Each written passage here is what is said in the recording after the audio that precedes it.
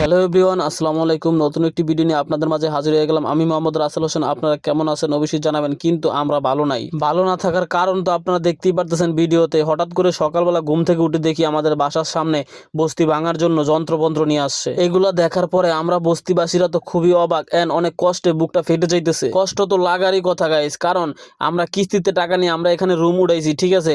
সেই রুমগুলো আমাদের চোখের সামনে ভেঙে চুরে চুরমার করে দিচ্ছে। কারণ তারা যদি আমাদেরকে আগে জানাইতো তাহলে আমরা এই টাকাগুলো এখানে ইনভেস্ট করতাম না, আর আমরা লক্ষ লক্ষ টাকা খরচ করে আমরা বস্তির ভিতরে রুম উড়াইতাম না। আমরা বাসা থেকে একটি মালও বের করতে পারি নাই, কারণ ঘুম থেকে ওঠার সাথে সাথে যখন দেখবেন আপনার বাসার সামনে আর যাইলে আপনি কি করবেন তখন বলেন? কারণ ওনারা কোনো নোটিশ ছাড়াই, ঠিক আছে, আমাদের এই বাসাগুলো ভেঙে দিতে পারে না। শীতের সময় আমরা বলেন এই মাসের আজকে 20 তারিখ, এখন আমরা কোথায় যাব, কি করবো বলেন? এখন কি কোথাও রুম খালি পাওয়া যাবে বলেন? তারা যদি আমাদেরকে 3 মাস সময় দিত বা 2 মাস সময় দিত, আমরা আমাদের মতো করে গোছগাছ করে আমরা রুম নিয়ে চলে যেতাম আগে ভাগে। কিন্তু তারা হুট করে চলে আসলো, ঠিক আছে? এটা কি ঠিক করছে তারা বলেন? আবারও প্রমাণ হয়ে গেল সাধারণ মানুষের উপরে অত্যাচার সারা জীবনই বাংলাদেশে চলবে। কারণ সাধারণ মানুষ কখনোই ভালো থাকতে পারে না, আর ভালো থাকতে গেলেও ভালো থাকতে দেয় না। যেই দেশে একজনের পিছনে একজন লেগে থাকে ওই দেশে ভালো কিছু করার কখনোই কোনো ইচ্ছা থাকে না মানুষের। এই অসহায় মানুষগুলোর পাশে দাঁড়ানোর মতো কেউই এখন নাই। কত নেতা ছিল, কত পাতি নেতা টাতি নেতা ছিল, বাট এখন আর কেউই নাই পাশে। সবাই স্বার্থপর, সবাই স্বার্থের জন্য ব্যবহার করছে এই মানুষগুলাকে।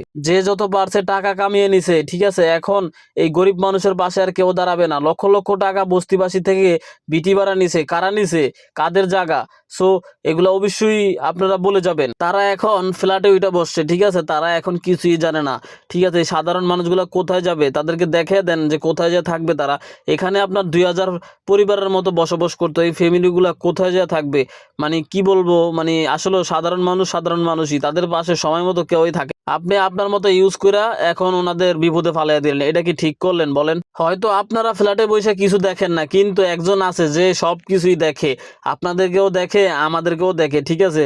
তো অবশ্যই এই বিচার কিন্তু একদিন আল্লাহ ঠিকই করবে। তখন আপনারা কোথায় বলাবেন? আখেরাতের দিন কোথাও বলাইতে পারবেন না। প্রত্যেকটা কাজের হিসাব আছে। আপনি অবৈধ পথে লক্ষ লক্ষ টাকা কামাই করবেন, বাট এই টাকার হিসাব কি আপনার দেওয়া লাগবে না? অবশ্যই দেওয়া লাগবে, ঠিক আছে? যারা এই বস্তির দায়িত্বে ছিলেন তারা তো কোটি কোটি টাকা সম্পত্তি বানিয়ে নিয়েছেন, এক একজন ফ্ল্যাট কিনে, এক একজন বাড়িতে ডুপ্লেক্স বাড়ি করে। বাট এখন এই বস্তির যে মানুষগুলা যাদেরকে চুষে আপনারা বড়লোক হয়েছেন তাদের পাশে কেউই দাঁড়াইতেছেন না, সবাই পলায়ে গেলেন। এটা কি ঠিক করলেন?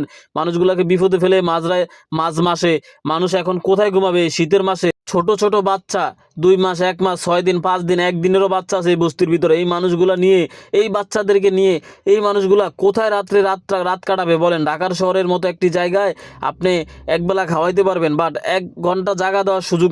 সেরকমই একটি ঢাকা সিটির ভিতরে একটি বস্তি এইভাবে হুটহাট করে ভেঙে দেওয়ার পরে মানুষগুলো একদম নিঃস্ব হয়ে গেল। মানুষের পুরা সবকিছুই শেষ। কত মানুষের কত স্বপ্ন থাকে। আসলে এই ভিডিওটা করার সময় আমার কাছে অনেক অনেক খারাপ লাগছে। কি করবো, এই আপার কথা শুনে তো আমি খুবই হতাশ হয়ে গেলাম। এবং উনি কাঁদতে কাঁদতে ওনার চোখের পানি ফেলতে ফেলতে রাস্তাটা ভিজিয়ে ফেলেছে, কারণ ওনার ছেলে মেট্রিক দিবে, ঠিক আছে? এই জন্য উনি খুবই কষ্ট পাইতেছে।